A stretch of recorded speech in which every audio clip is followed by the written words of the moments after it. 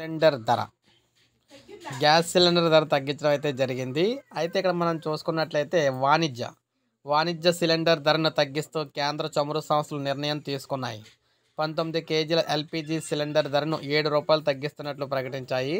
దీంతో దేశ రాజధాని ఢిల్లీలో కమర్షియల్ గ్యాస్ సిలిండర్ ధర 1797కు తగ్గింది. తగ్గించిన ధరలు నేటి నుంచి అమల్లోకి రానున్నట్లు చమురు సంస్థలు వెల్లడించాయి. అయితే 14.2 కిలోల గృహ వినియోగ సిలిండర్ ధరలో మాత్రం ఎలాంటి మార్పు లేదన్నమాట. మరోవైపు పార్లమెంట్ బడ్జెట్ సమావేశాల నేపథ్యంలో ఆర్థిక మంత్రి నిర్మలా సీతారామన్ ప్రవేశపెడుతున్నారు బడ్జెట్ని. ఈ క్రమంలో వాణిజ్య సిలిండర్ ధర తగ్గించడం గమనార్హం అనమాట.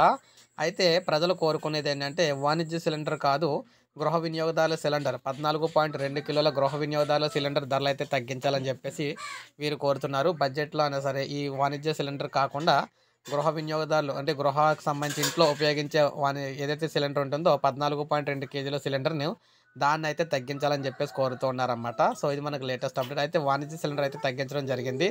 సో ఇది మనకు అప్డేట్. ఒక లైక్ చేయండి, సబ్స్క్రైబ్ చేసుకోవద్దు, మన ఛానల్ సబ్స్క్రైబ్ చేసుకుని